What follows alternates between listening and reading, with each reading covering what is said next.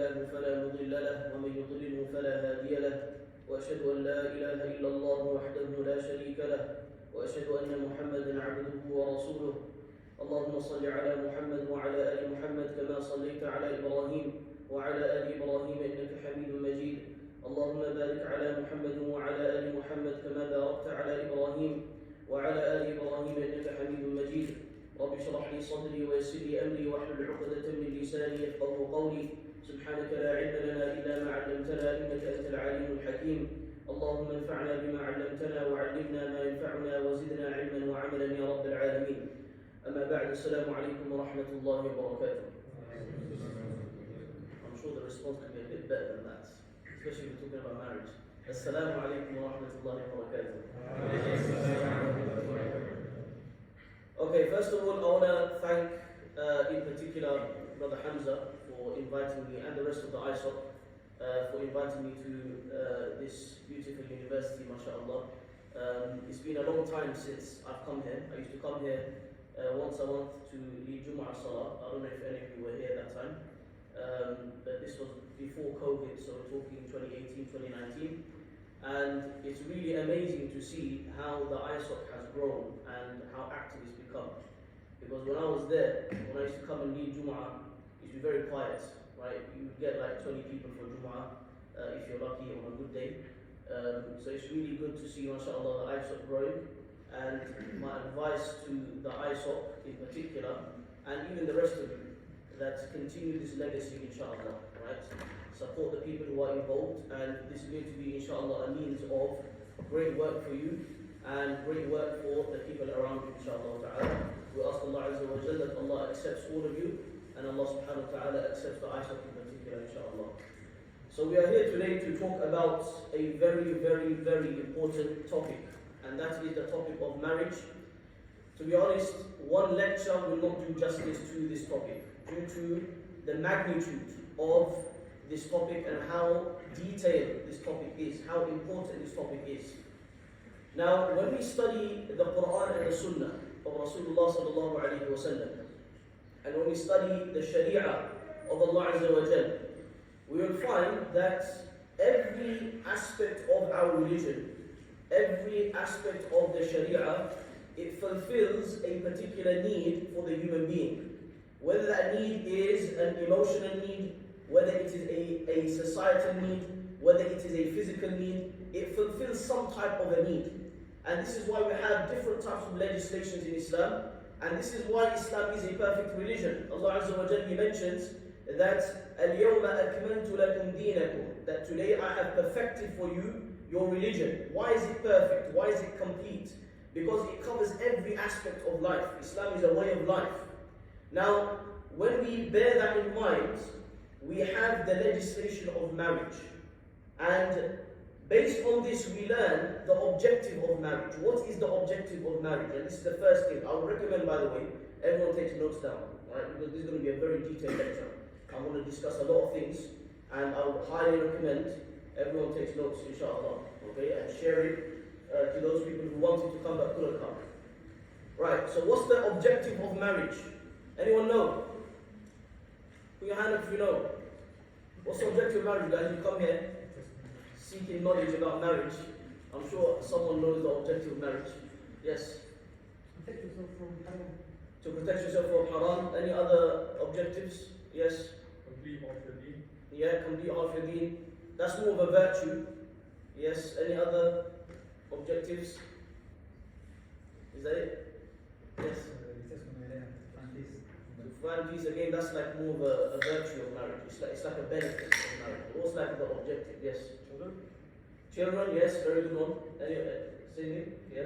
Yes? Mawadda wa rahma? Yeah, he said the same thing. As in, that's more of a, you can say, a virtue. Yeah? To get closer to Allah subhanahu wa ta'ala. To get closer to Allah Azza wa Jal. Right, so we can see that there are different types of objectives of marriage, right? And this last one is very important, to get closer to Allah. Many people don't think about this. People forget that when a man and a woman get married, when a brother and a sister gets married, they're actually worshipping Allah Azza wa Jal. They're getting reward for that act. It's an act of worship, which is why Allah Azza wa Jal talks about marriage in the Quran. And it's the reason why the Messenger of Allah sallallahu alaihi wasallam, he encouraged marriage.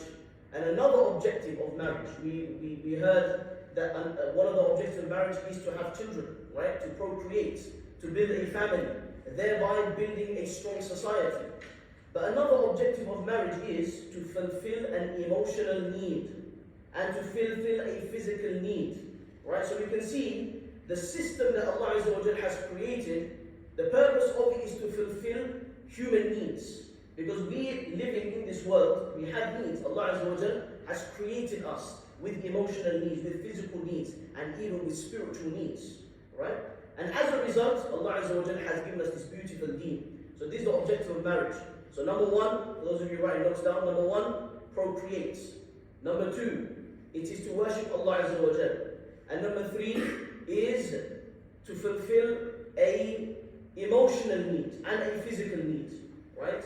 The brother mentioned to protect yourself from haram. This is what we're talking about, physical need, right? So these are the objectives of marriage. Now that we've talked about the objective, what is the virtue of marriage?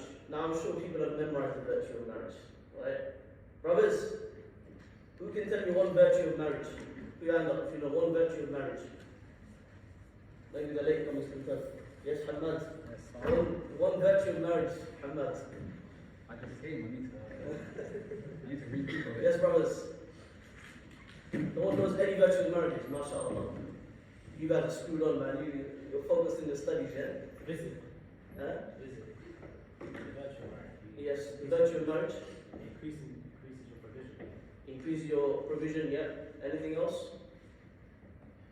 Yeah, this is the first time I'm sitting in a hall talking about marriage and no one knows about the virtue of marriage.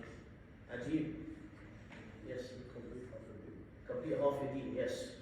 Now, why does it complete half your deen? The Messenger of Allah sallallahu alayhi wa sallam, he said that whosoever gets married, فَقَدْ اسْتَكْمَلَ نِصْفَ الْإِيمَانِ, he has most definitely completed half his faith. Why has he completed half his faith? He has completed half his faith because it is through that marriage that a person gets closer to Allah Azza wa Jal. It is through that marriage that a person can safeguard himself or herself from many of the ills of society. Right? Then the Messenger of Allah sallallahu alayhi wa sallam said, فَلْيَتَّقِ اللَّهَ فِي النِّصْفِ الْبَاقِي, let him be God conscious of Allah in the other half. Right? Everyone likes quoting the first half, that all marriage completes half your iman. We forget about the second half. What about the second half of your iman? The second half of your iman is by having taqwa of Allah Azza wa Jal, right? Now the brother at the beginning, he recited a beautiful verse of the Quran, where Allah Azza wa Jal, he says, وَمِنْ آيَاتِهِ أَنْ خَلَقَ لَكُم مِّنْ أَنفُسِكُمْ أَزْوَاجًا. From the signs of Allah Azza wa Jal is that He has created for you from yourselves spouses. And then Allah Azza wa Jal mentions, لِتَسْكُنُوا إِلَيْهَا, so that you may find peace and tranquility in your spouse. And then He mentioned, وَجَعَلَ بَيْنَكُمْ مَوَدَّةً وَرَحْمَةً, He has placed between you love and mercy. This is one of the main verses when it comes to the virtue of marriage.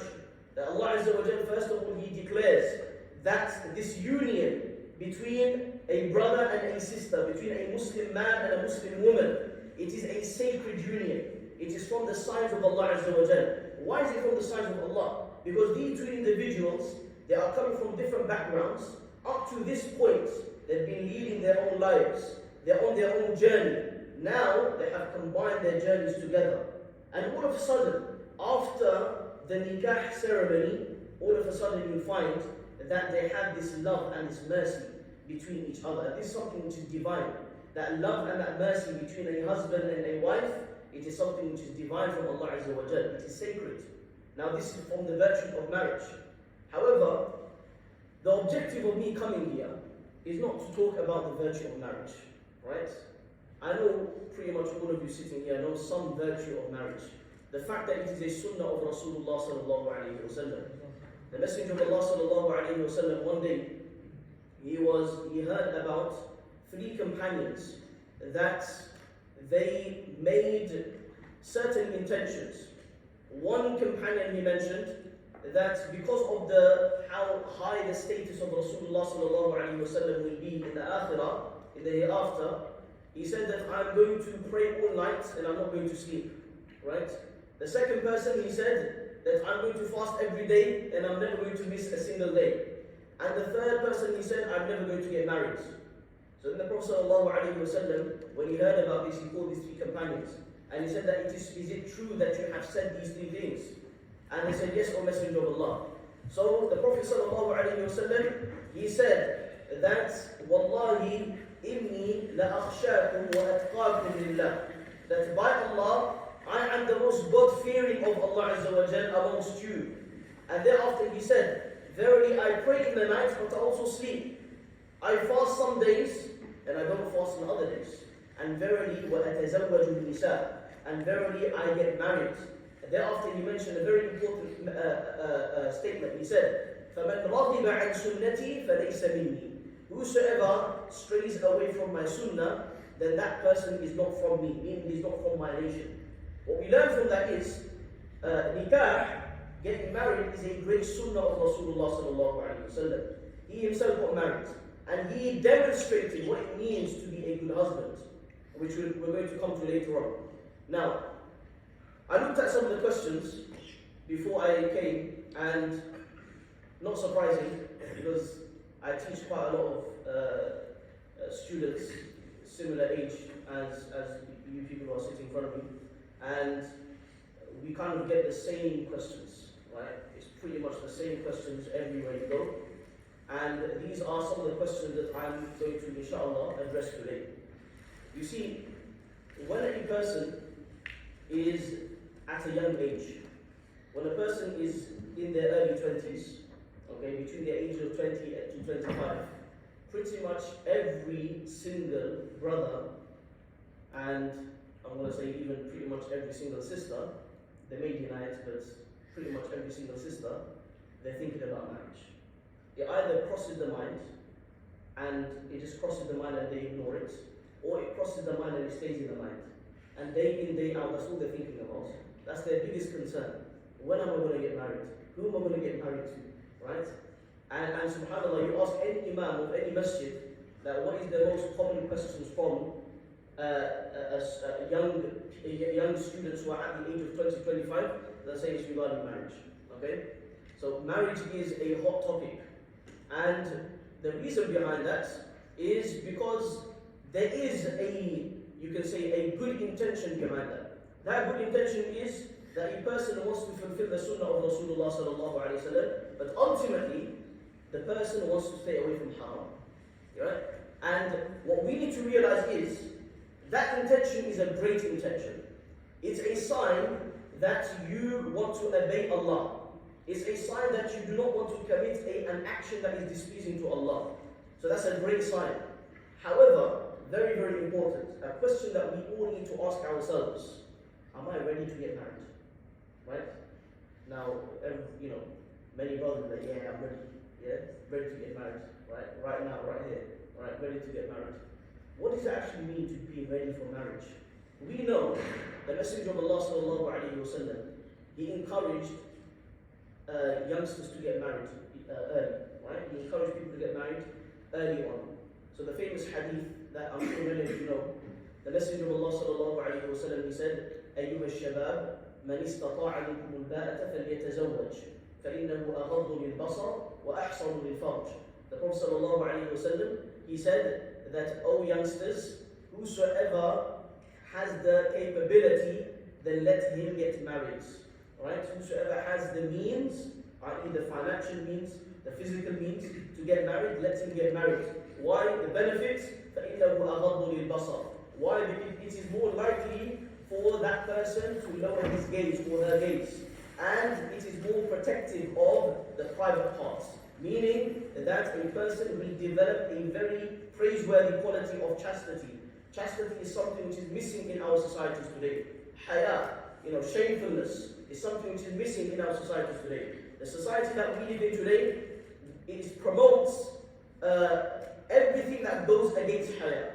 Right? Whereas Islam, it talks about haya. The Prophet sallallahu alaihi wasallam, he said, "Al-haya'u shu'batun min al-iman." Yeah, that shyness, modesty, is a branch of faith. It is from faith. It is a part, an integral part of faith. The Prophet sallallahu alaihi wasallam said regarding modesty that if you don't have modesty, then do whatever you want. Meaning, what's there stopping you from you doing whatever The barrier that stops you and regulates your behavior is modesty, right? Modesty is something that we must develop before we even think about getting married. A person who is not modest before marriage, then the likelihood is those bad habits are going to creep into his marriage as well, right? So the question we need to ask ourselves, am I ready to get married? We know that the Prophet ﷺ encouraged that we get married early on. But one important thing, very, very important. Who was the Prophet ﷺ talking to? Who knows? The likes of Abdullah ibn Abbas, right? He was talking to a group of youngsters, and he was talking to companions of the Prophet ﷺ. These companions were youngsters, right? But who were they? They were the likes of Abdullah ibn Abbas. They were the likes of Usama ibn Zayd. They were the likes of Zayd ibn Haritha. They were the likes of Abdullah ibn Mas'ud. These great companions of Islam who became heroes of Islam, who left such a great legacy. These were the people that were ready at the age of 17. Usama ibn Zayd led an entire army by himself. This is who the Prophet ﷺ was talking to, right? So when we are talking about, or ask this question to ourselves, am I ready to get married? The question is, or a common question, phrased in a different way is, when do I get married? The answer to that question is very simple. And that simple answer is, when you're ready to be a parent, right? Many people don't think about this. When you're ready to be a parent, are you ready to be a father? Are you ready to be a mother? Are you ready to take on the responsibility of a young individual, a young child, growing up in the crazy society that we have today? This is the response. Now, it's very easy to say, yeah, I'm ready to get married, but you see, the impulse of getting married, most of it, and I'm going to be very frank here, right? Very, very frank. It's a very bitter pill to swallow, but I'm going to say it anyway. And that is, most of it is based upon desire, right? You have desire, and as a result, you just want to get married. Because obviously you don't want to do anything haram. Now that's a noble intention, but that is not the only objective of marriage. It's one of the objectives, not the only objective, right? Marriage is not a game where you get married, you fulfill your desires in a halal way, but then what about the rest of the 60, 70 years you're going to spend with that partner, with that woman, or for women with that man? What about the rest of your life? There is so much responsibility that comes along with marriage. So when we're talking about whether or not you're ready to get married, the answer is, are you ready to be a parent? Are you actually ready to look after another human being? Are you even looking after yourself? Right? Many people can't even look after themselves. And now they're thinking about marriage. Right? Their life is a mess. They don't know what they're doing in their life. They don't know what their future holds. Their finances are not in place. They have no idea what they're going to do in the next 5 years, right? Now obviously the future is always unpredictable, but a person must have a framework by which he navigates through his life. You must have goals. So my advice would be, and I'm getting straight to the point here, you can see I'm not beating around the bush, I'm getting straight to the point. My advice would be that, yes, get married, by all means get married, and have the intention to get married. It's a noble intention. Whosoever has noble intentions, he will get rewarded for that intention. But it's what is required from every person who is thinking about getting married is you need to ponder over your own states. Right?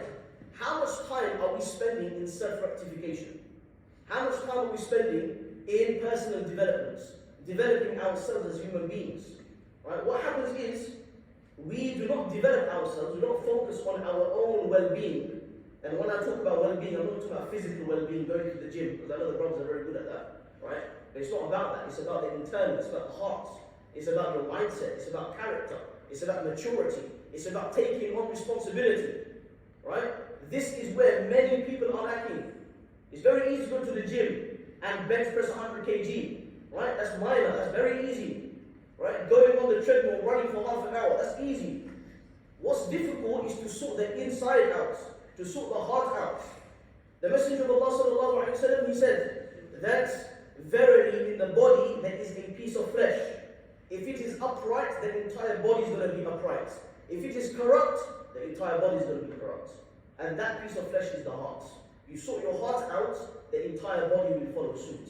Right? So what is your character like? What are your plans for the future? These are the questions that we must ask when we are even thinking about marriage. So when the thought comes that, you know what, I would like to get married in a few years, or I would like to get married as soon as possible, these are the questions we need to ask ourselves. Am I ready to do all of these things, to look after another human being? Because like I said, marriage is not easy. Yeah, take it from me. I've been married now about 7 years. Marriage is the most difficult thing you can ever do. Right? Everyone thinks the grass is greener on the other side. Trust me, it's not. Right? It is not green, it's purple. Right? It's whatever color you're thinking of, right? It's yellow, it's not green. Right? The grass is not green on the other side. Marriage is not a solution for all of the problems that you're facing right now. Okay? If you don't have chastity right now, if you think you're going to have chastity after you're married, there's more of a likelihood that you're going to be chaste, but it's not the ultimate solution. A person must practice chastity now. The bad habits that you have, if you know deep down that those bad habits are going to affect your marriage, it's going to affect a relationship, then you need to work towards ridding your heart of those bad habits, rectifying your heart. Because what happens is, we have people who haven't rectified themselves, who haven't strived against themselves to get rid of the bad habits that they have, and as a result what happens? They get married to another human being, and they take their baggage with them. Now that other human being doesn't know how to cope. What's all this? Now, when we're talking about getting ready for marriage, it's very, very important to now talk about the whole concept of love. Yeah? The whole concept of love. Alright? This is a huge crisis that boys and girls are facing today in the 21st century. Why? Because of the media, and in particular social media, right? We've got a very warped understanding of what love means. Right? Many a time we cannot differentiate between infatuation and love. We mix the two up. Allah Azza wa Jalla talks about love in the Quran. That when you get married, Allah Azza wa Jalla places love between you. Right? What does that mean? Love doesn't actually exist before marriage. Right? You may think it exists. Because some of the questions I got was, what do I do if I like the girl? Right? Brothers are funny, right? Straight into it. I just started laughing when I saw that question. That's like one of the first questions I saw. It's so funny. Like, what do I do if I like the girl? What do you mean you like the girl? What does that even mean? You're liking a girl, or a girl liking a boy, for what reason? Right? And it's quite surprising because like I said, I deal with married questions all the time. It's pretty much a weekly thing, right? And this question always comes up as well, right? That, oh, Ustad, I really like this girl, you know. What should I do? So my first question is, okay, why do you like her? And wallahi, most people can't give me a straight answer. Can't give me a satisfactory answer. Oh, she's really beautiful, right? She looks good. I'm like, okay, and? She's not going to look like that when she's 70 years old. Trust me, right? Or her character is amazing. I'm like, based on what? You sat with her in the same lecture, but now you've already fallen in love with her. What kind of rubbish is that? You see, like, as in, based on what are you deciding that her character is amazing? Have you seen her or him, right? For sisters, same thing, right? Have you seen him or her when he wakes up in the morning, when he's really moody? Have you seen all the flaws in his or her life? How are you going to react when you see flaws? You see, the problem is, when we have an attraction, and look, I want to be frank here. Boys, you're naturally going to have an attraction for sisters. And sisters, you're going to have an attraction towards the brothers. That's something which is natural. Allah Azza wa Jalla has placed this feeling in our hearts. If Allah did not place this feeling in our hearts, marriage wouldn't even exist. The very fact that marriage exists is as a result of this feeling that Allah Azza wa Jalla has placed within us. Which is why I was talking about physical needs. Every human being has this physical need. But it must be regulated. You see, Sharia regulates everything. Every emotional need that we have. Every reaction that we have. For example, you become angry. Sharia has regulated that by all means get angry, but don't act upon that anger. The feeling of anger is different to acting upon that anger. In the same way, the attraction that you may feel towards the opposite gender is different to how you're going to actualize that in your life. Right? So when our Sharia has come and has told you, okay, you have that feeling, the solution for that is marriage only when you're ready to get married. Only when the time is right. Okay? Now, going back to this whole love issue, right? This whole love issue. So people say, yes, I really like this girl, or sisters, I really like this guy. Okay, this brother's amazing. He seems so perfect. The problem with that statement is you are judging that based on a few interactions. Okay, maybe you've been, dating, Allah protect us, but let's say you've been dating for about 1 year, for 2 years, or maybe you've been seeing each other for 2-3 years, you're linking up, after university, after your lectures, maybe you're bunking lectures, right? Allah knows best. Okay, and you're linking up and you're going, to have dinner together, etc., etc., which is all haram, by the way. Let's be straight up about this, right? Let's not beat around the bush. You shouldn't be doing this anyway. But the reality is, some people do this, right? Now you're judging those few interactions throughout the day or throughout the week, and based on that, you're saying, I'm ready for marriage. I really like her, right? That's a really silly thing to do, okay? Because you are now painting an image of that person, whether it's the sister or the brother, right? You are painting an image in your mind of perfection. That this person's perfect. Now what happens is, when you actually get married to that person, and you see, guys, I'm not speaking out of my own mind here. I am talking from real life situations. The amount of marriage issues that I have dealt with, the amount of divorce cases that I have had to deal with, the amount of marriage, counseling that I've done, right, informally, is ridiculous. Marriage is a crisis in our community because people don't know anything about marriage. They don't get married because they have the desire and they want to fulfill that desire in a halal way, which is all good. But they don't know anything else other than that. They've fulfilled the desire, now what are you going to do? And I will be very frank here, you're going to get bored. You're going to get bored. If that was the only reason why you got married, you're going to get bored. And then what happens? You're going to start looking at other people. Yeah, you're going to start looking at other women. And same goes with sisters. You're going to start looking at other brothers. Right? And you're going to think, okay, you know what? That person has something that my partner doesn't have. And this is where zina happens. This is where shaitan will attack. And this is the primary reason why in the Muslim community today, the marriage crisis is real. And it's on the rise. Right?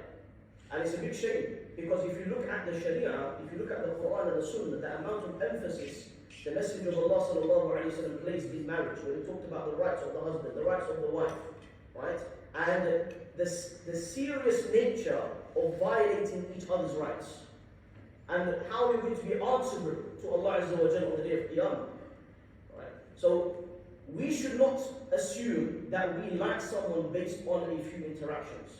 Marriage is not based on this fake imagery of love that we have painted in our minds. Right? This image of love, the Romeo and Juliet, right? The Romeo and Juliet love that is portrayed in the media is fake. It doesn't exist. It does not exist. Right? You can deny it all you want, but it does not exist. What we need to do is, marriage is based upon many other qualities. And I'm going to dedicate an entire section on what should you look for in a spouse, which we're going to come to later on. Right? But what you feel before marriage towards the opposite gender is not actually love, it's infatuation. It's a temporary feeling, it's a fleeting feeling that the heart is occupied in from time to time. And what happens? Shaitan uses that against you. And as a result, many people, they will commit haram. And if they don't commit haram, they will go and get married. They will be married for about 6 months, 1 year, and then divorce will take place. And this is what really, really bugs me. I get really passionate about this and I get really annoyed. And that is, for brothers, this is directed at you, right? You will get married based on this desire. And that's the main reason, let's talk straight to the point. The main reason why you got married was because of the desire that you had, okay? To fulfill your desires. Now what happens is, and I'm talking about real life situations, yeah, real life cases. They will be married for 6 months, divorce will take place. Now that guy will move on. That guy will move on and he's going to get married again. But what you've done, you've shattered the life of a woman. Because sisters know this. Once you have been married and you are divorcee, you've got the title of divorcee, it's virtually impossible to get married. And I'm not saying this is a good thing, it's a bad thing, of course. Right? It's a taboo in our societies. But wallahi, it's virtually impossible to get married. The amount of divorcees that are out there, young divorcees. This man, he has messed this woman's life up. And now this woman's going to be alone for her entire life. You think this is what Islam promotes? Right? You're messing around with someone's life, man. And in most cases, or in some cases, children are involved. And this is where it gets very, very messy. When children are involved. Which is why, right at the beginning, I said, the answer to the question is, am I ready to get married? You have to ask yourself, am I ready to become a dad? Am I ready to become a mom? Because the reality is, this is when you should be getting married. When you think, you know what, I've done whatever I can to perfect myself. I've done whatever I can to strive towards perfection in every aspect of my life, in terms of my physical health, in terms of my financial health, in terms of my career, in terms of personal development. In every aspect of my life, I have exerted all of my efforts. And I know exactly where I'm going. My head is screwed on. Now I am ready to get married. Okay? Now that person gets married, that person now, not to say that person is not going to go through issues in his marriage. The reality is, every marriage goes through issues. You are going to have ups and downs in your marriage, and this is something that you need to bear in mind as well. That when you get married, you can't expect a Romeo-Juliet marriage where everything's going to be amazing. You know, and I'm going to be quite straight up here. Social media, wallahi, you know, pardon me, but social media is a big shaitan, right? I'm going to be straight up here. Social media is a big shaitan.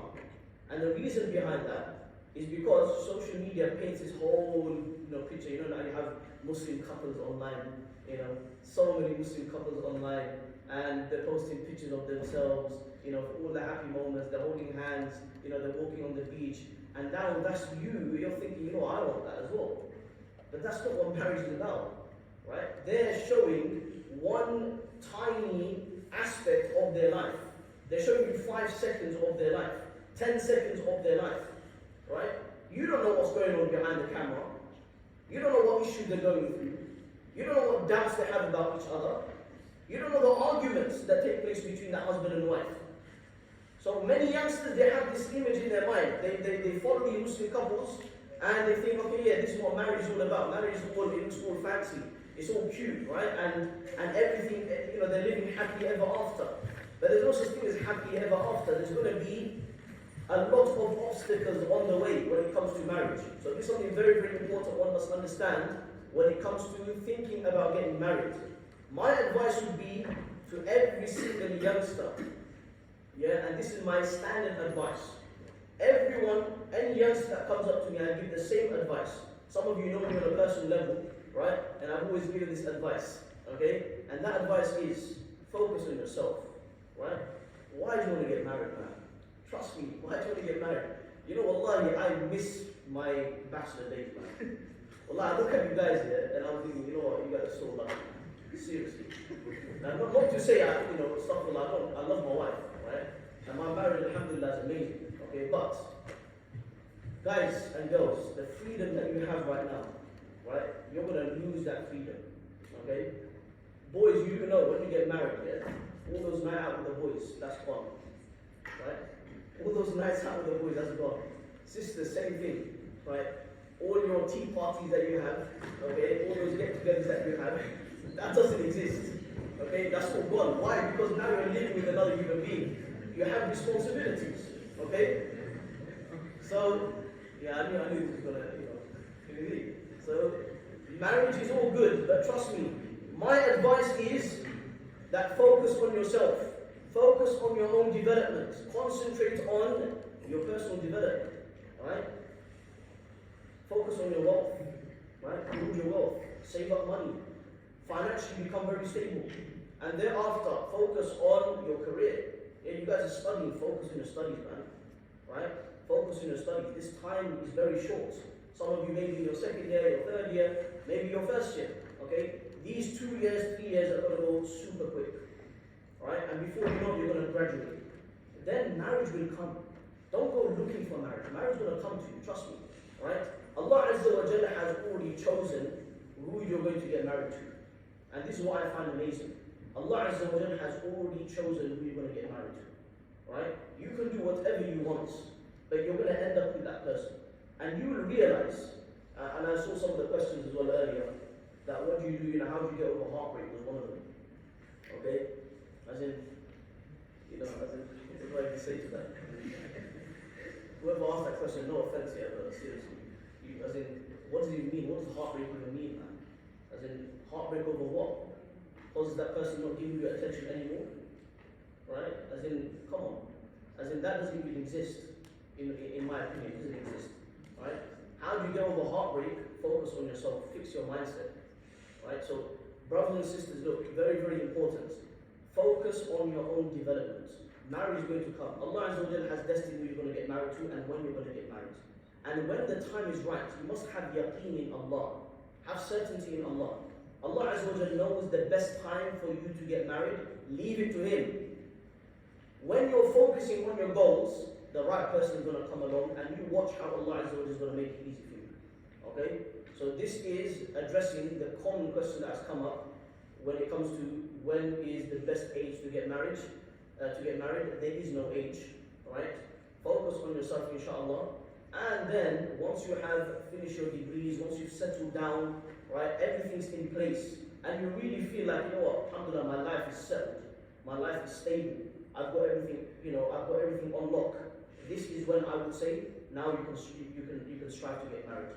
Another thing very important is that people think that when it comes to, from a spiritual perspective now, when it comes to sins, when it comes to, for example, salah, I'm going to start praying when I get married. My wife or my husband is going to help me with my prayers. We're going to wake up Fajr together and we're going to perform Fajr Salah together. Yeah, that's not going to happen. Yeah, that's not going to happen, guaranteed, okay? So it ain't going to happen, trust me, alright? Fajr time, you're going to be conked out, okay? You'll be lucky to wake up, trust me, okay? So, focus on your own betterment. Don't have this mindset that I'm going to get better, my wife is going to make me better, or my husband's going to make me better. That doesn't exist. You are getting married to this other human being, you're going to complement each other. Right? Allah Azza wa Jalla very beautifully describes the relationship between a husband and a wife. Allah Azza wa Jalla, He says, هُنَّ لِبَاسٌ لَكُمْ وَأَنْتُمْ لِبَاسٌ لَهُنَّ. Allah Azza wa Jalla says, they are a clothing for you, and you are a clothing for them. What does that mean? You know the nature of clothing. What does clothing do? Clothing, it covers your bodies, it covers your faults. And number two, clothing adorns you. This is what marriage is about. Marriage is about understanding each other's faults, because there are faults. There is no single human being on this whole earth that is perfect. We all have faults. We all have shortcomings. And these uyub that we have, these faults that we have, these shortcomings that we have, you are going to start seeing these shortcomings when you start living with that person. When you live with that other person, the person that you got married to, this is when you realize, oh, there's that fault. I didn't see that when we were linking up, right? I didn't see that fault when we used to meet up, right? When we were in talks, when I was madly in love with her, or when I was madly in love with him, I didn't see that fault. When you're seeing it now, because you're married to her, you're living with her. Living with that person that you like is a total different ballgame, right? Because look, everyone puts on a show outside. Outside of their house, everyone is on their best behavior. Everyone is perfect. Everyone is amazing. Everyone's character is sublime. But true character is at home, when you close your doors. True character is how you treat your parents. True character is how you treat your siblings. And when you are going through different phases in your life, when you have a stable character, that is when you can say my character is good. Or that's when you can say that person's character is good. Okay? So this is very important. So when it comes to love, love is a deception. Love only exists after your marriage. Now, how do we define love? Everyone write it down. Right? All of you. Don't look at me. Look at your phones, write it down on your phones. Right? If you've got paper, write it on paper, highlight it. cut it out when you go home, laminate it and stick it on your wall. Okay, write it down. Save it as your screensaver as well. Put it on your WhatsApp DP.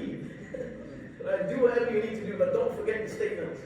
Let's define love. Let's define love, right? Who can define love for me actually? Let me see. Let me see. Don't be shy, yeah? Who can define love for me? What's love? What does it mean to say I love you? What does love mean? Sisters? Any sister want to define what love means? It'd be interesting to see how sisters define love and how brothers define love. Yes? To love someone for the sake of Allah. That's not a definition. That's not a definition. That's the, you can say, how you love. Right? You can love for different reasons. One of them is for the sake of Allah. Right? But how do we define love? Okay, how do we define love between a man and a woman? Right? Emotional caring for one another. Emotional caring for one another. Okay, interesting. Yes. A mutual feeling of affection and appreciation. Okay, a mutual feeling of affection and appreciation. Yeah. Attachment. Attachment. Oh, yes, there you go. It's a very good one. Yeah. Understanding each other. Okay. Right. I'm going to give you my definition of love. Right? I'm going to give you my definition of love. Now, you may not like this definition, but this is my definition. Take it if you want, don't take it if you don't want. Write it down. Love is, write this down. Love is that quality that keeps you together when you have every reason to break up. Yeah? This has come through experience. Understand? You're not going to find this in any dictionary. This has come through experience. Love is that quality that keeps you together when you've got every reason to break up. Now, let's do a commentary now on this definition. It sounds nice, but what does it actually mean? What it means is, when you live with another person, when you get married, so let's say you found a sister, and let's say the sister they found a brother, right? And now they've got married. Now they start living in with each other. They start living with each other. They moved in, and they bought a new home. Let's say they're living with each other. Now, like I said, you're going to start seeing faults in each other, right? She's going to see certain faults. She's going to be like, "What the heck is that? Like, seriously? Come on!" And there's going to be certain things about you that's going to really annoy her. Yeah, it's going to really get on her nerves. She's going to feel like ripping your hair out.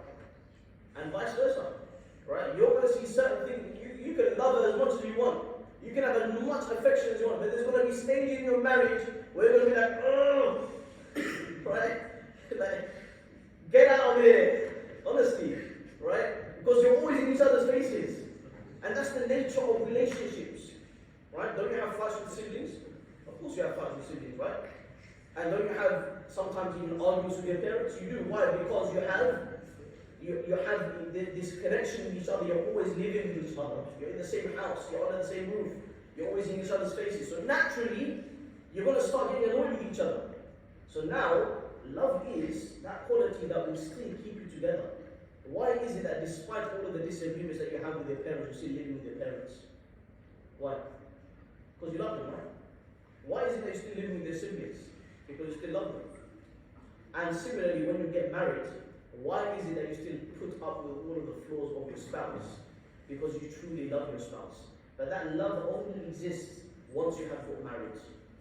And this is the commentary of the verse, وَجَعَلَ بَيْنَكُمْ مَوَدَّةً وَرَحْمَةً. Yeah? You're going to have that love. That love is going to be translated as mercy. And that mercy, what it basically means is forgiveness. You're going to forgive and overlook each other's faults. That's what marriage is about. So now when you see these faults, because you have mentally prepared, because you have worked on your character all your life, up to this stage now, you have been working on developing your character. You have been working on your faults, on your weaknesses. You've been fixing up many aspects of your life. And you've been mentored by people who have experience in the dunya. Now because of that, because of all of that experience that you've got, you have perfected your character to the best of your ability. You have fixed up many of the faults that you have. Now because of that, you can bear the faults of your spouse. Okay? And this is what it's about. So everyone repeat that definition. What's the definition I gave?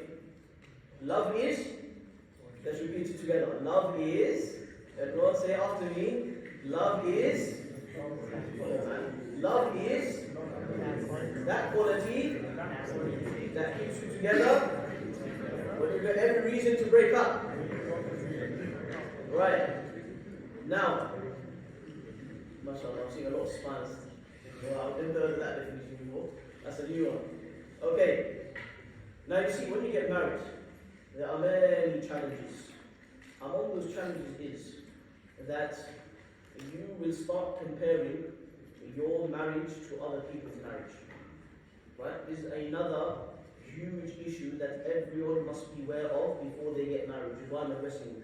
Now, in this lecture, I'm not going to talk about, conflict resolution. I'm not going to talk about, how do you resolve issues when you're going through a crisis in your marriage.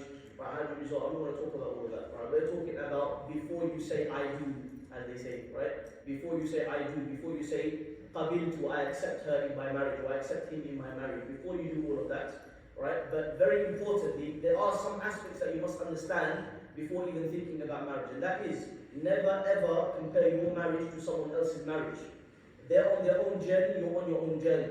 And generally speaking, on social media is one of the harms of social media.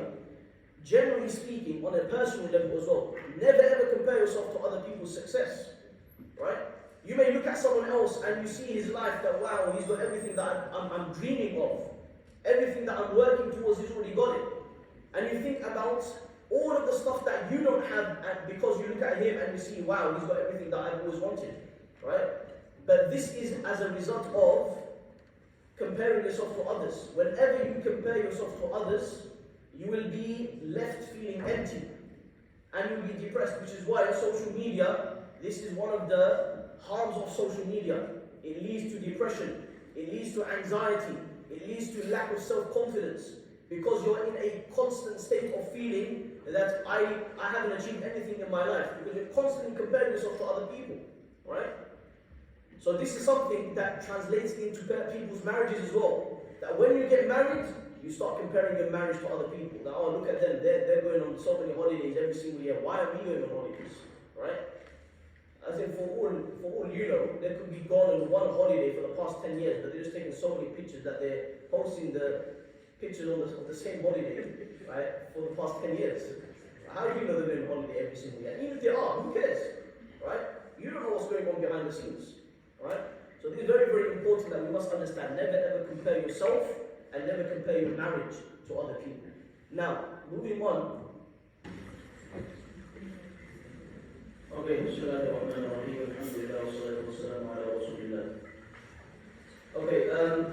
now inshallah, we are going to talk a bit about, before the Q&A, a bit about what to look for in a spouse.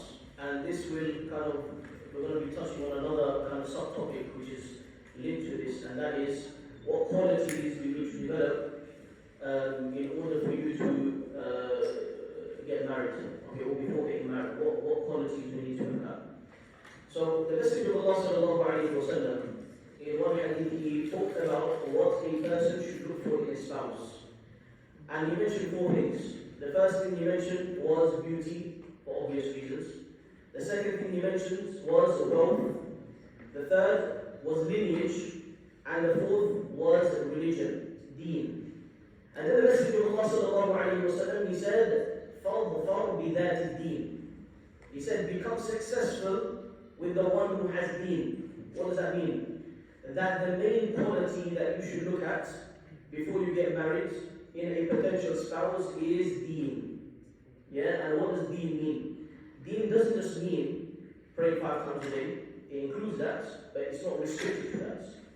It doesn't just mean that this person, he fasts in the month of Ramadan, he goes for Hajj, he goes for Umrah, and he puts his zakat on time, and he regulates the masjid, he goes to the masjid regularly. It doesn't just mean that. Deen also means good character, right? And this is the main aspect of deen when it comes to marriage in particular. So we've talked already about character, that you should develop your character, improve your character as much as possible, And it's very important to take yourself into account. So, we talked about, or one of the questions that came up during the break was, what qualities do we need to develop before getting married? So, in order to answer that question, you need to look at your faults, right? And this is where you need to be very critical of yourself. Now, sometimes it's very hard to be critical of yourself. You only look at your positives. Sometimes you must talk to your friend, and you must ask your friend, or maybe not your friend, because friends are a bit jokers, right? And they're not going to tell you straight up, but they might make stuff up, okay? But your parents, your parents are always going to be honest with you, right? Your parents, no matter who you are, no matter where you go, no matter how high your status is, right? Your parents will always give you that raw treatment that sometimes you need, right? To break your ego and to tell you things how it is, right? To fix up on many issues. So if you ask your parents, try this. When you go home and say, Mom, Dad, what bad qualities do I have? Right? You're not going to hear the end of it. Yeah, trust me, you're going to be awake till further. Understand? But this is what you need to do. So either you sit down and ponder and do something called muhasabah. Muhasabah, it means taking yourself into account. The Messenger, Umar radiallahu anhu, he mentioned, حَاسِبُوا أَنفُسَكُمْ قَبْلَ أَن تُحَاسَبُوا. Take yourself into account before you are taken into account of by Allah. Right? So when you take yourself into account, what does that actually mean? It means thinking about your defects, your faults, things that you need to fix up on. Right? So it could be, for example, that I've got a habit of backbiting. I've got a habit of lying. I've got a habit of deceiving people, right, in the marketplaces. I've got this habit or this habit. So you list them all down. And then what you should do, think about how you can eliminate them one by one. Right? This is what we need to do before we get married. So that when you are now looking for a potential spouse, the lens through which you look at is going to be refined. Right? Many of us, what happens, we don't focus on ourselves. And as a result, our lens becomes a bit blurry. We don't actually know what we're looking for. So we only look at the first one that the Prophet ﷺ mentioned, that was beauty. Right? Because subhanAllah, I mean, it's a huge issue today. In the 21st century, living in the West, and especially because of social media, beauty or making things look beautiful, judging things based on the outward, has become so popular today. Right? You have things like on social media where so many features on social media that makes you look more beautiful. You have filters, right? And you have all this other crazy stuff that will make you look amazing. Even though if you were to take all those filters out, you won't look so amazing. Understand? That's why sometimes you have to actually put a disclaimer at the bottom, hashtag no filter needed. Right? You shouldn't need filters all the time. Right? So the point is that social media, what it does is it focuses on just the outward things that you have, the outward possessions, how you look, how you dress, what materialistic things that you have, right? However, marriage shouldn't be based on that. That's one dimension of marriage, beauty. Beauty is important. The Messenger of Allah sallallahu alaihi wasallam, one of the things that he mentioned when you are looking to get married to someone, there's maybe you can have another talk on this. I was mentioning to some of the brothers, so much to mention. We might need a second part to this talk, but me and Hamza will have a discussion on this later, inshallah. Right? So when you found someone now, right? One of the first things that you should do, right, if you haven't seen that potential, is go and have a look at that potential spouse. Yes, so for brothers, look at that woman, right? And for sisters, look at that brother. Okay, so the Messenger of Allah sallallahu alaihi wasallam, he said, look at her, see if the way she looks attracts you, because that's important, right? But then that's not the only thing. The Prophet sallallahu alaihi wasallam in the hadith, he concentrated on the last one, and that's his deen. It's internal. Why? Because true beauty is the beauty of the heart. True beauty is the beauty of the heart, because the beauty of the heart is everlasting. Whereas appearance is something that always changes. Right? Anything could happen, dear brothers and sisters. Anything could happen. You may get married to the most amazingly looking sister, brothers, yeah? And sisters, you may get married to the most amazingly looking brother. But all it takes is one crazy accident. Allah protect us. All it takes is one crazy accident. And through that accident, part of the face will get damaged so badly, that you need cosmetic surgery. And that will ruin the entire face. Now you got married solely based upon looks. Now what's your marriage going to be? What is it going to be? Right? It's going to mess up everything. Beauty is important, but to a certain degree. The thing that should sway your decision is not beauty. When the Messenger of Allah sallallahu alaihi wasallam said, "Fadfar bidhat deen," become successful with the one who has deen. It means that when all of these things have been aligned, then what should sway your decision should be the one who has deen. That should attract you. Character. Character is true beauty. When a person's character is amazing, what do I mean by character? I mean things like forbearance, things like patience, things like humbleness, the way you speak to other people, and most importantly, the ability to take responsibility. Right? Many times nowadays we have individuals that they don't know how to deal with responsibility. Right? They don't even have that much common sense inside of them to clean their own room. Okay? To clean their own room. Right? Did you make your bed up in the morning? Yeah? I think there's a quote by Jordan Peterson. I'm not his biggest fan. Right? But everyone knows Jordan Peterson. Yeah? Jordan Peterson, I think he once said, he talked about changing the world. What do you say? He said, start by making up your own bed. Right? Meaning, fix your own self up first. What does Allah Azza wa Jalla say in the Quran? He says, إِنَّ اللَّهَ لَا يُغَيِّرُ مَا بِقَوْمٍ حَتَّى يُغَيِّرُ مَا بِأَنفُسِهِمْ. Allah does not change the state of a people until they change themselves. Focus on yourself. Focus on your own character. So now when you develop these amazing qualities of forbearance, of patience, of dealing with responsibility, of humbleness, humility, haya, right, modesty, something very important, which I already talked about. Yeah, modesty, what does it actually mean? It means things like lowering the gaze for brothers, lowering the gaze. Allah Azza wa Jalla says in the Quran, قُلْ لِلْمُؤْمِنِينَ يَغُضُّوا مِنْ أَبْصَارِهِمْ. Tell the believing men to lower their gazes, right? وَيَحْفَظُوا فُرُوجَهُمْ. And as a result, because you're lowering your gaze, it's going to protect your chastity. And similarly, in the next verse, Allah says, وَقُلْ لِلْمُؤْمِنَاتِ يَغْضُضْنَ مِنْ أَبْصَارِهِمْ. Tell the believing women to lower their gazes as well. Right? So now when you have this modesty, you lower your gaze, you have chastity, you have haya. Trust me, those are praiseworthy qualities that will lead you to the woman that is made for you. Yeah? And for sisters, to the man that is made for you.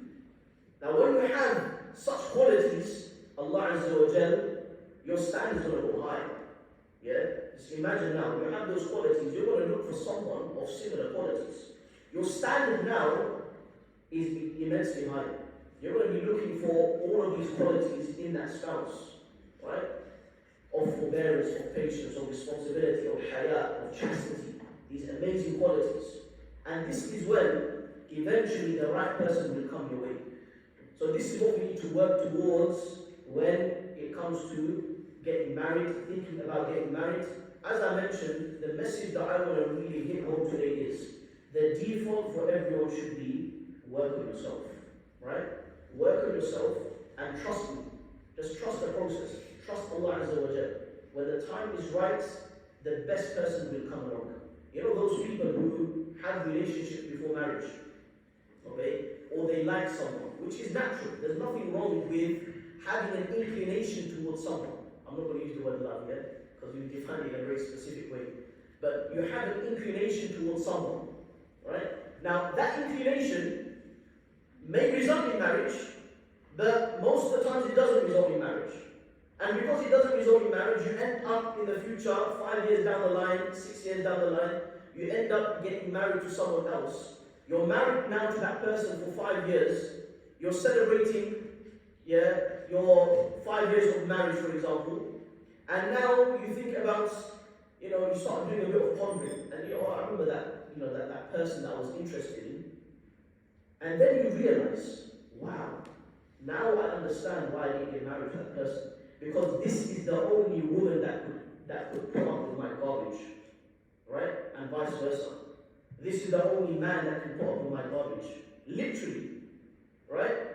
And you will realize Allah Azza wa Jalla is showing you that I have personally selected this woman or this man for you. Because this is the only person that can deal with you. Any other person will not be able to deal with you. And this is what's amazing about marriage. Right? So this is what we need to inshallah work towards.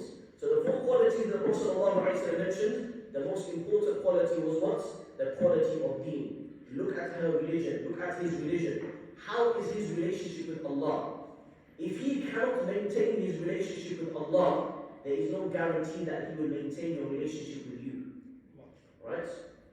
Because when a person fulfills the right of Allah Azza wa Jalla, when a person is committed to his deen, deen should be the most attractive quality in a potential. Right? Deen.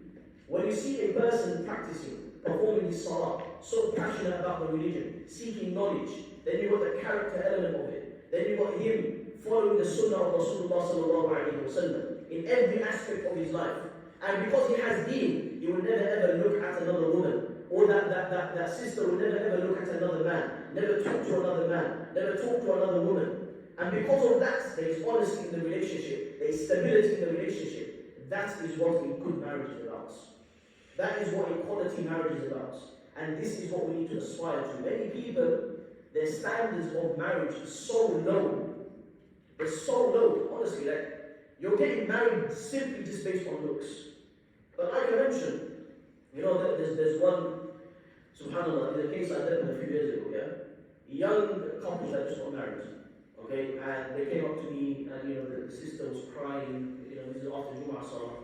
I wanted to go home, right? I was tired, I just wanted to get home.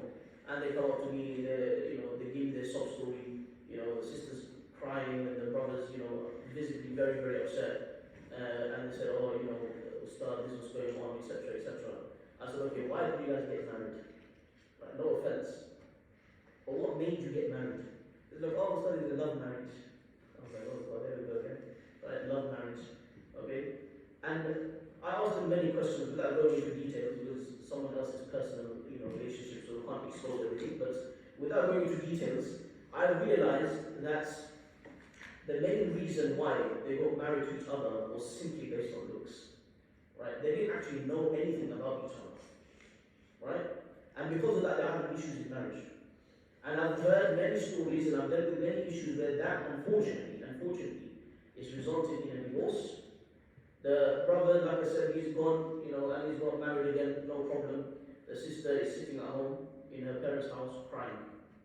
Now she's 30 years old, 35 years old, she can't find anyone. Why? Because she's got that title divorcee, right? Which is another topic. It's a very shameful thing that we have in our communities today, that divorcees can't get married, right? It's a cultural thing that has been imported from back home. And it has no place in Islam. The Messenger of Allah sallallahu alayhi wa sallam and the Sahaba radiallahu anhum, they led by examples. They got married to divorcees. The first wife of the Prophet sallallahu alayhi wa sallam, Khadija radiallahu anha, was a divorcee, right? And Islam promotes, right, getting married not based on titles, not based on the past. You know, so I remember one of the questions that came up was, what if your past is so bad? You know, there's one question I remember in particular that your past is, you've had haram relationships in your past, right? Now, mentally, that might have an effect that, do you even deserve a halal relationship now, right? That's shaitan's mindset, that's shaitan's perspective. Shaitan makes you think, you know what, you're not deserving of a halal relationship. But what does that actually mean? Does that mean you just carry on doing haram? Right? What's the alternative? If you come to the conclusion that I don't deserve a halal relationship because I've been involved in haram relationships, what's the alternative? The alternative is either you never ever have a relationship with the opposite gender ever again, which is virtually impossible in the day and age that we're living in, right? Or the other alternative is just carry on doing haram, right? But you see, Islam is so beautiful because Islam does not judge you based on your past. Islam judges you based on your presence. And Islam will judge you, Allah Azza wa Jalla will judge you based on how you die. Look at Umar radiallahu anhu. Umar, before he accepted Islam, he was ready to kill the Prophet sallallahu alayhi wa sallam. The narration mentioned he left his house with a sword in his hand, saying, "Where is Muhammad? I want to kill him." Right? And he hated Islam. He hated the Prophet sallallahu alaihi wasallam. Right? And he used to drink alcohol. But subhanAllah, when he accepted Islam, he changed. And he became the second Khalifa of Islam. The second successor after Rasulullah sallallahu alaihi wasallam. And every time we mention his name, say, radiyallahu anhu. He is from those people who they received glad tidings of Jannah in this world. The Ashara al-Bashara. The 10 companions that received glad tidings of Jannah in this dunya. Right? From the Prophet sallallahu alaihi wasallam in one city. Among them was Umar radiyallahu anhu. So Allah Azza wa Jalla did not judge Umar radiallahu anhu based on his past. And this is the beauty of Islam. All it takes is one moment to change. We think that, we overthink so many things. That, I've done so many bad things in my life. Allah Azza wa Jalla, as long as you're sincere, as long as in the moment your heart is in the right place and you sincerely repent to Allah, Allah Azza wa Jalla is going to forgive you. This is a guarantee. Allah says in the Quran, لا تقنطوا من رحمة الله. Don't despair from Allah's mercy. إِنَّ اللَّهَ يَغْفِرُ الذُّنُوبَ جَمِيعًا. Allah Azza wa Jalla will forgive all of your sins. And this is the beauty of Islam. Islam does not judge you based on your past. This is the whole point of repentance. When we repent to Allah Azza wa Jalla, Allah subhanahu wa ta'ala will wipe away all of our misdeeds, all of our acts of disobedience. So no, if you've had haram relationships, it doesn't mean that you can't have a halal relationship. Rather, what you need to do is, if you feel that you've messed up because you've been dating, you've been doing all this crazy stuff, right? No problem. In the moment, right now, make tawbah to Allah. Say, Allah, forgive me. From today I'm going to change. I regret all of the evil that I've done. I regret all of the times that I started dating the opposite gender. I regret all of the haram relationships that I've been involved in. And oh Allah, I will never ever return to those acts again. That's your tawbah done now. You've made a sincere repentance to Allah. Now, in that same dua, ask Allah, oh Allah, now because of this tawbah, due to the blessings of this tawbah, grant me a pious spouse. Right? And it is a dua that we should make as well. While you are striving to better yourself as a human being, from a spiritual sense, from a emotional sense, there's so many things that we need to work on in terms of our character, so many aspects that we need to improve in our life before even thinking about getting married. But while you're doing that, while you're hustling and grinding, make dua to Allah. Oh Allah, I'm getting on with my life. I put my head down. I'm studying hard. I'm spending time for myself. I'm working out in the gym. Right? That's part of your personal development. And mentally as well. Oh Allah, I'm fixing myself. You may have mental health issues. You may have depression. You may have anxiety. That may affect your relationships in the future. What are you doing to fix that? Are you seeking counseling? Are you seeing a therapist? Are you talking to someone about it? Are you fixing these issues? Because if you have too many skeletons in the closet's going to break. Yeah? If you've got too many skeletons in the closet's going to break. So what you need to do is, you need to fix your issues. But while you're doing that, while you're hustling and grinding, ask Allah Azza wa Jalla for two things. Ya Allah, give me the ability to fix up my issues. Grant me barakah in everything that I'm doing. Yeah, you're working hard, you're spending your time bettering yourself. Make dua that Allah Azza wa Jalla makes it easy for you. And the second thing you should ask Allah for is, oh Allah, grant me a pious spouse. And you watch, you are going to be so occupied in bettering yourself that you won't even have time to think about marriage. And the people that I admire the most, because I've been around now, and I've talked to a lot of people, and I've met different types of people who are hell-bent on getting married, and people who are the complete opposite as well. And out of the two, I admire the latter. I admire those people who they're so focused that they don't even think about marriage. But you know what happens? They're so focused that out of the blue, they call me and say, Ustad, I'm inviting you to my nikah. And I'm thinking, where did that come from? This guy was so fixed, was so focused on his personal development, on his career, and on whatever he was doing. And now all of a sudden, he says, yeah, alhamdulillah, it worked out. Right? And if you ask him how it worked out, and he takes you through the process, you see how Allah Azza wa Jalla, subhanallah, literally like a miracle, Allah Azza wa Jalla opened the doors. And before you know it, he got married. Right? this is what you need. You need to work on yourself. You need to concentrate on your life, right? Many times I see brothers in particular, man, yeah, running after this fake image of marriage that you've portrayed in your minds, right? And you look so desperate. I'm sorry to say this. You look so desperate, man, and it's not good, right? As in, it goes against the essence of manhood in Islam, right? A man is, and that's another whole topic, you know, with this whole Andrew Tate stuff, and you know, it's another whole topic in of itself, right? But the essence of a man in Islam is a person who has impeccable character, a person who knows his goals in life, and a person who is responsible, who can hold down responsibility, right?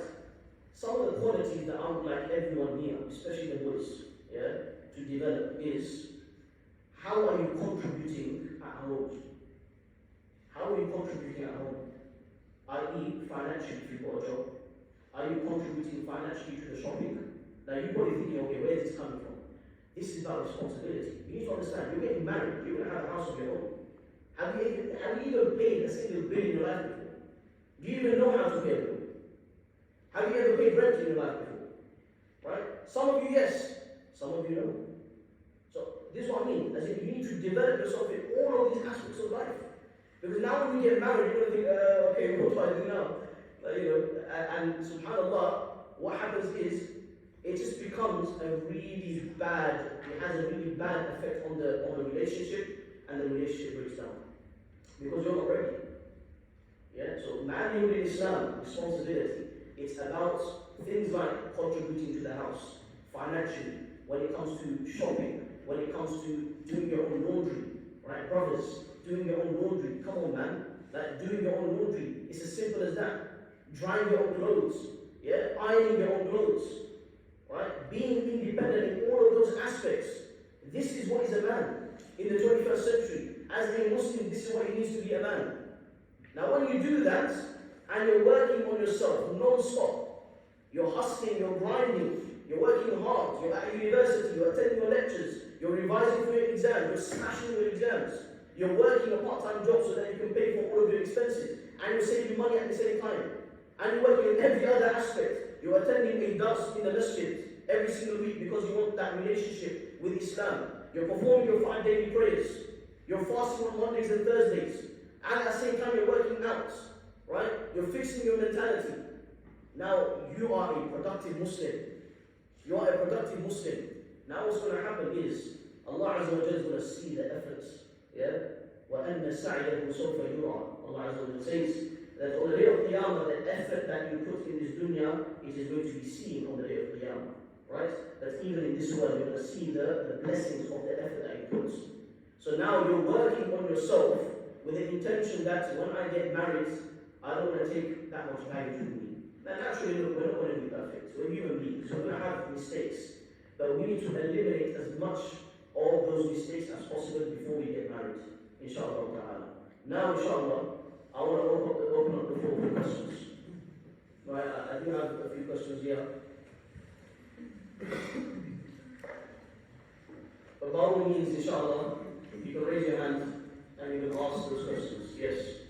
Firstly, I'd like to say I thoroughly enjoyed your speech. Great things we can all benefit from, inshallah.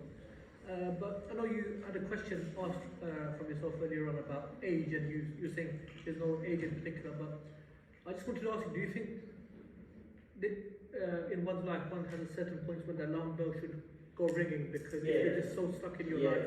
As in, don't get me wrong, as in, even though I think given age, doesn't mean that you're like 40 years old, you're still single, so yeah, I'm still working on myself. Exactly. So what I mean is, look, I would say, if someone was to really pressurize me and say, okay, no, I need you to give an age, alright, I would say 25 for men, right? 25. For sisters, Allah Ra'ala. You have to ask the sister. And I would say maybe for sisters a bit younger than that, yeah? Probably about 23, roughly, yeah? 23, 22, 23, okay? But for brothers, 25. The Messenger of Allah sallallahu alayhi wa sallam was 25 when he got married, yeah? The Prophet sallallahu alayhi wa sallam was 25 when he got married to Khadija radiallahu anha. Understand? So if you were to really, pressurize and say, okay, yeah, no, I need an age, say 25 is a good age. Okay, 25 is a good age. I would say alarm bells should start ringing for brothers when you're as soon as you hit like 27, 28. Yeah, you need to hurry up now. Okay. But you need to bear in mind that one of the objectives of marriage is children. And going back to the character element that we talked about, if you have been working on those noble traits and noble characteristics all your life and you continue improving them, that's going to translate into your children as well, right? Because your children, when Allah blesses you with children, that's a huge responsibility. Huge responsibility, right? So you can't leave it too late. You want to be young parents. Yeah, you want to be young parents so that you can see your kids growing up. You can give that time, that effort towards your children. So yeah, and then alarm bells should start ringing when you're about 27, 28 for us. Yes. If you don't mind asking about how was your experience of being married? Yeah. How was my experience? Where do I even start, man? SubhanAllah, I was engaged when I was 24 years old. So you're probably thinking, oh, you was quite young. Yes, I was very young. Yeah. If I was to take time back, obviously, look, Allah Azza wa Jalla decreed it how it was. If I was to take time back, though, I would have delayed it. Yeah, until about 25. Okay? Because of all of the reasons that I've just said. Everything that I've just said today is all based on experience, honestly. Most of it is based on experience. But my experience, it was good. But you know one amazing reflection I found when I got married? Marriage teaches you more about yourself than about the person that you get married to. Yeah? Because when you get married to someone, your faults become highlighted. Yeah? You're thinking, wow. Because you're getting tested in ways that you've never been tested before. You're dealing with circumstances that you've never ever dealt before. Okay? So it was tough. But alhamdulillah, Allah Azza wa Jalla made it easy. And it's good, alhamdulillah. Look, marriage is amazing, right? If you find the right person, it's the best thing that you can have. Trust me. When you have a companion, and when you have almost, as in, it's basically a friend. Yeah? When you get married to that companion that becomes your companion, that becomes your partner for life, whatever you want to call it. Yeah? Best friends for life, whatever.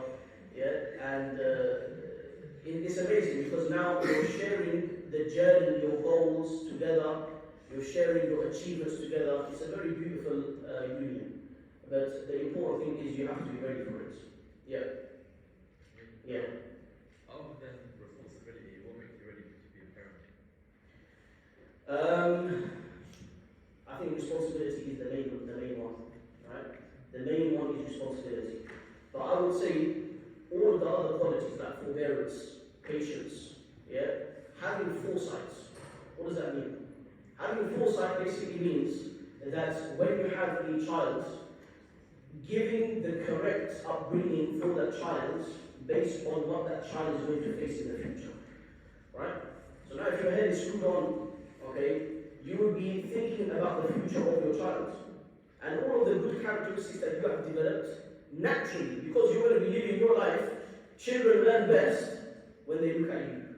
Right? So when they see my father never lies, my father never backbites, my father or my mother never ever swears, uses vulgar language, my father or mother always prays on time. Yeah?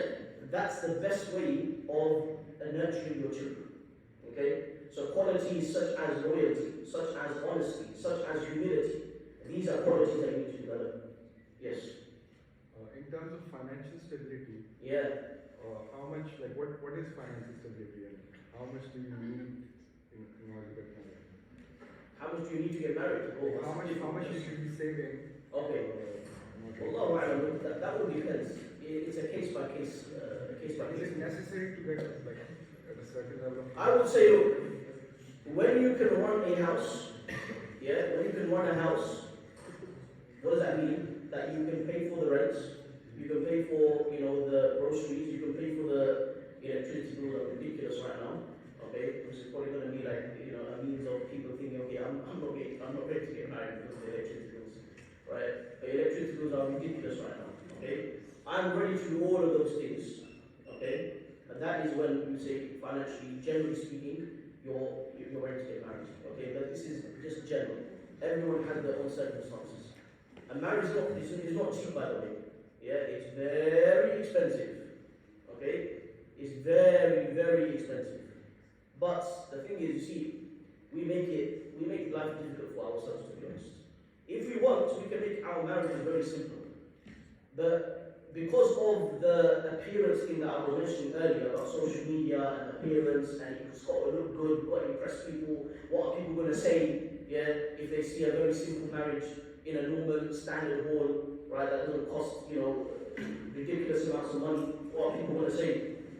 Right? We need to ignore all of that. The Messenger of Allah sallallahu alayhi wa sallam, he said, the simplest of marriages have the most barakah. Yeah? The simplest of marriages in terms of finances have the most barakah. Understand? So we need to focus on quality and not how much glamour we have in the actual marriage ceremony. So before you get married, guys, make sure you have this in your mind, yeah? As in, by all means, get a nice hall, etc. Get some nice food, catering, etc. But don't go overboard, man. I see people, they go into debt. I had some mates, yeah, they went into, I think it was 30,000, 40,000 pound debt, yeah, because of marriage. And the poor guy, man, he is now on the verge of divorce, subhanAllah. He was on the verge of divorce. The last time I spoke to him, he was on the verge of divorce, and he's like, what am I going to do if I get divorced? I'm going to be paying off this 30 grand debt, and I'm not even married to a woman. Right? As in, don't put yourself in that situation. If you've got the money, alhamdulillah. Right? But even then, try to keep it simple. Don't waste money. Right? Extravagance when it comes to weddings, it's got a direct link to how marriages are deprived of divine blessings. Okay, so keep your marriage simple. Yeah. How important is one's family potentially looking for, and how much influence do they have in the marriage, and how much consideration should you take in terms of like the differs from you, but the person is sound and efficient? Yeah, that's very important. As in, family plays a huge role. Alright, so it's very important. It's very good that you mentioned actually. When you get married to someone, bear in mind you're also getting married into a family as well. Right? Naturally, that family will have an influence on your spouse. This is the standard, right? You may have exceptions, but this is the standard across the board. That family will have an influence. So it's very important that you look at the qualities of the family as well, right? So things like deen, right? Look at the deen of the family. Look at the character of the family. Look at the reputation of the family, right? People who know the family, what do they say about the family, right? I've had some, subhanAllah, marriages that they've looked at the family, and the family are known for deceiving people. They're known for breaking other people's relationships. You don't want to get married into a household like that, because naturally, even if the spouse is good, they've ticked all the boxes, but naturally they're going to have an influence. Okay, so you have to be very careful.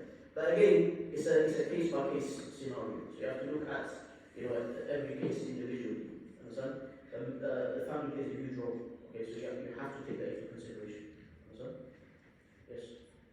What do you think is a good number for a man? Good number? Yeah. What age or No, money-wise. money-wise? Allah, man. I don't know. Allah knows best. Give me like a range. I don't know, man. Honestly. The more the merrier. Right? As in, like I said, look, if you've got a stable job and you can run a house, and you have some savings, good amount of savings, okay? Now, if you want to give you a number, I would say about minimum 10 grand. He's asking for hard. Are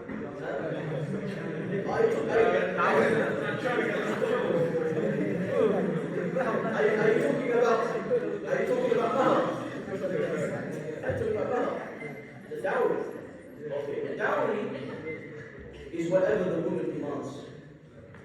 Yeah? The dowry in a nikah, sisters, are you listening, yeah? The dowry is whatever the women demand. Okay? Because it's the right of the woman. So whatever they demand, you have to give. And if you're not ready to give, that means you're not ready to get married to her. You don't love her. Right?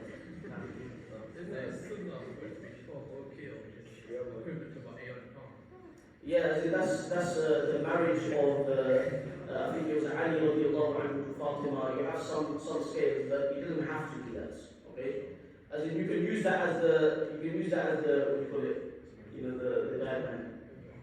But it's basically what the both parties agree on. But mainly it's what the woman demands. Okay? So sisters, start thinking about that. Inshallah. Now, any other questions? Let's choose a few from here.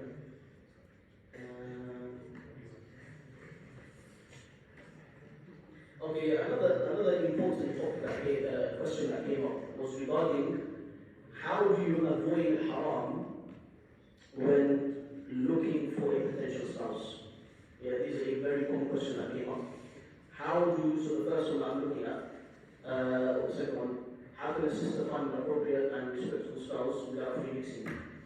This is very important. You know, people have a noble intention that they want to look for a spouse, and what usually happens is shaitan, you need to understand that, because shaitan, he has an influence in everything that we do, right?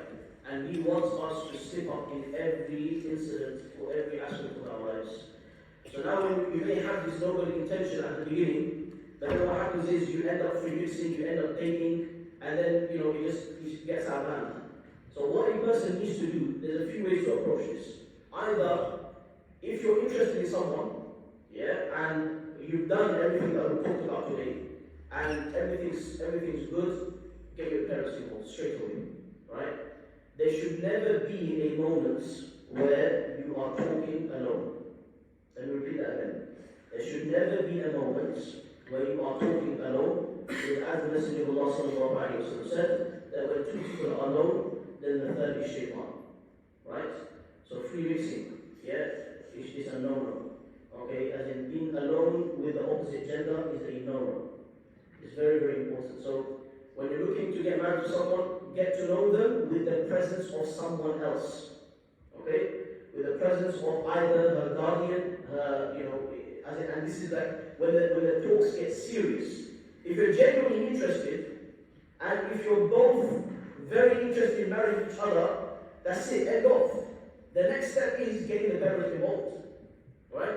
So the mother will call, the mother of the person that you're interested in, and then things will go from there. Then you'll have the official meeting where your family will go to the potential family, and you'll meet each other. And then when both families are happy, that's when you will allocate a date. So, okay, we'll do on this date. And then everything's going to fall in place. Right? But this, getting to know each other is very important, but it must be done in a very wise way, where you avoid free mixing, you avoid being alone with each other in private, in a secluded place, because that most likely it will lead to harm. Okay, and that must be avoided as Muslims. Yes. How are you supposed to know you like someone or you're interested in them if you can't talk to them before that point? Yeah. Because you can't bring your parent around to talk to every single person you see. As in, I'm not saying don't talk to them. By all means talk to them. Talk to them as much as you want. But do it in a manner where you will not fall into haram. Okay? If you can have your heart say, I'm going to fall into haram, then by all means talk to them. Right? You can have a third person there. Alright? And I've had situations where there's been a third person in every stage of the talks, getting to know someone, right?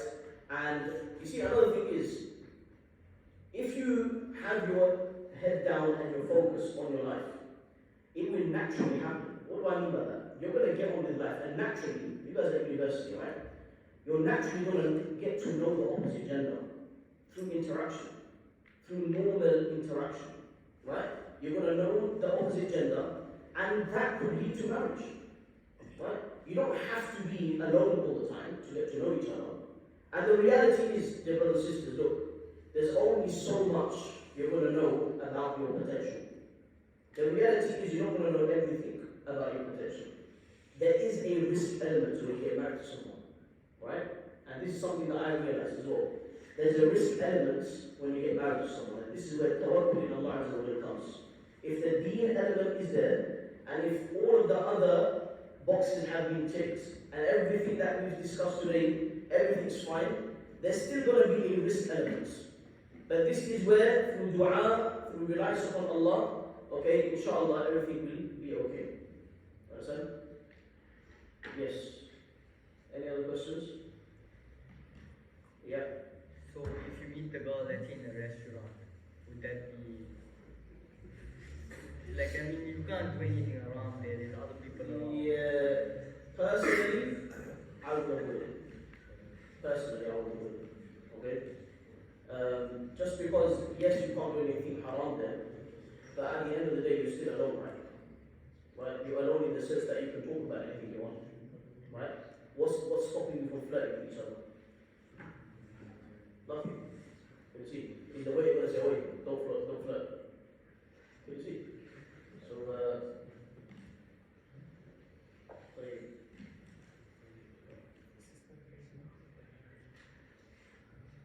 what the rights of both for husband and wife, that's a whole topic in of itself. I think we're going to need a part 2 for this, Hamza. Where's Hamza?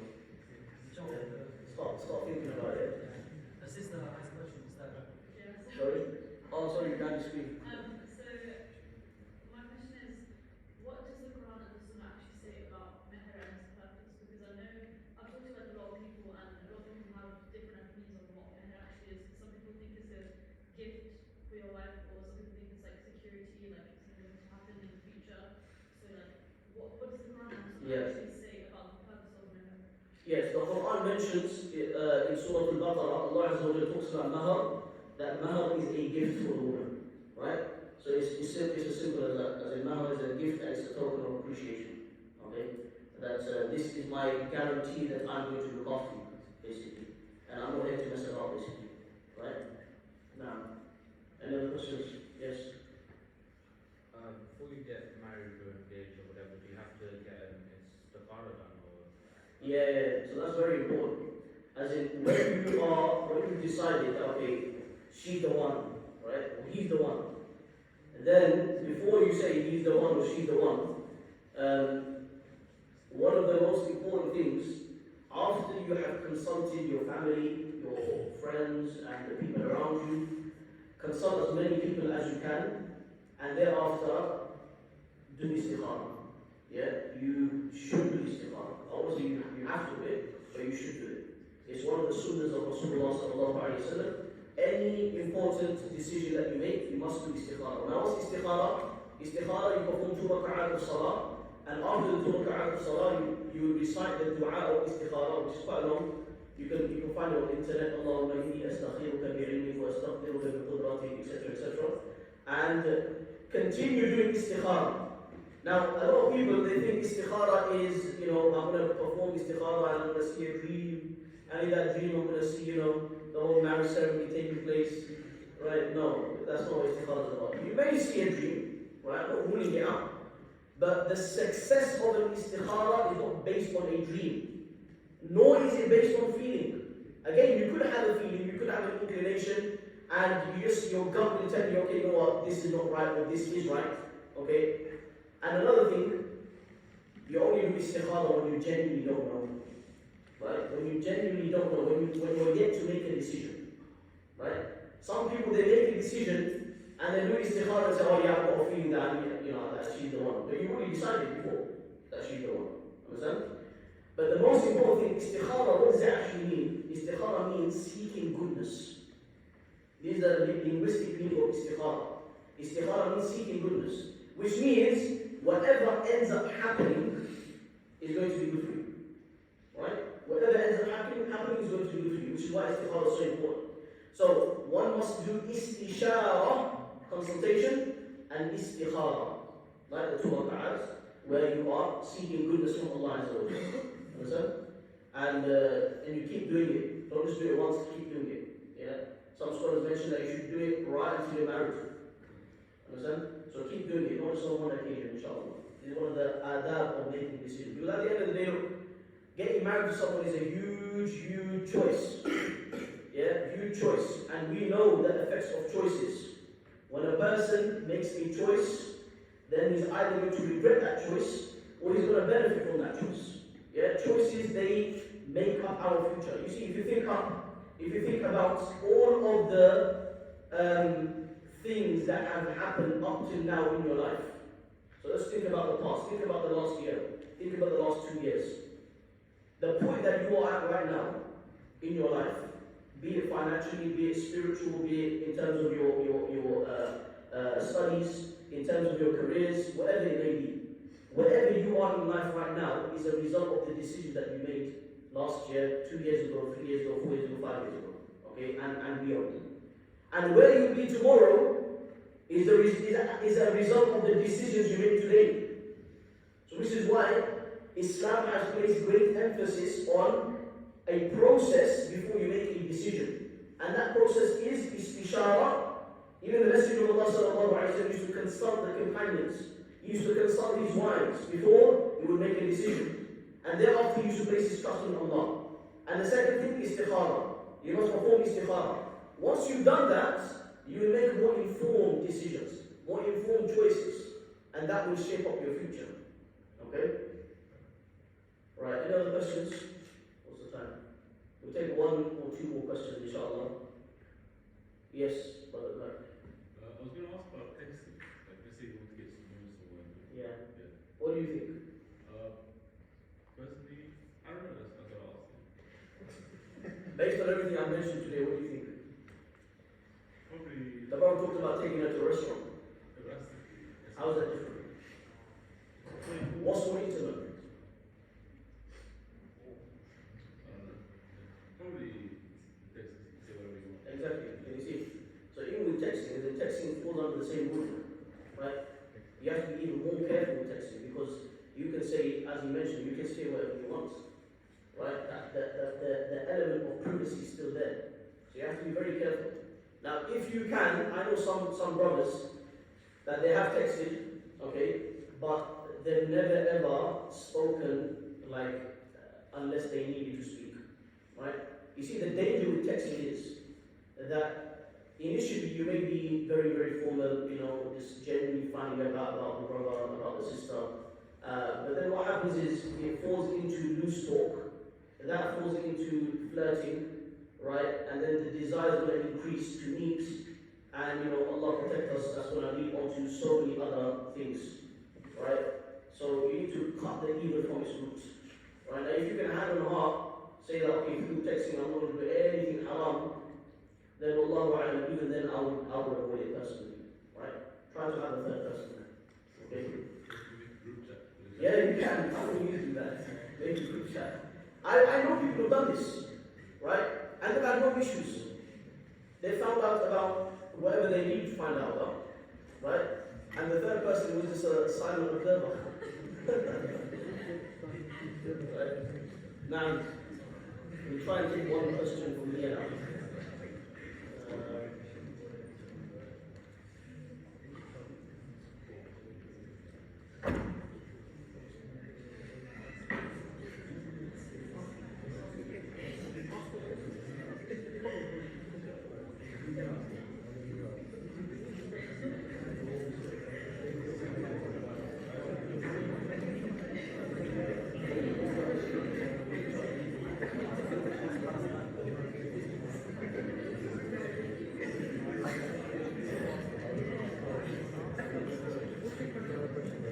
Okay, a lot of these questions are already addressed. So I'll take one more question from the crowd, inshallah. One more question. Yes. I'll take yours. Huh? Oh, that's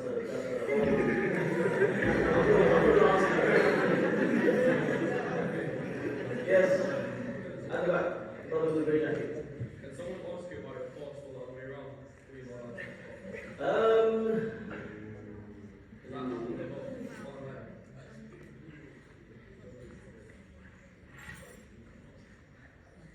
I would say yes, right? And the reason behind that is sometimes your past may affect your future, right? It could catch up with you. Understand? To a certain degree, I think it's important that you speak about your past, right? It could be because the sister that is interested in you may want to know how your past would affect her, right? And it could be a positive thing because she may see that, okay, this guy's come a long way, right? He's changed a lot, and that will instill respect, right, between What's that? Yeah. Quick one. Remember you mentioned the four things, Deen, and what's the other three? Wealth, okay, lineage, yeah, so reputation of family, and religion. Okay? Alright guys, we're gonna end it here, otherwise we're gonna get all night.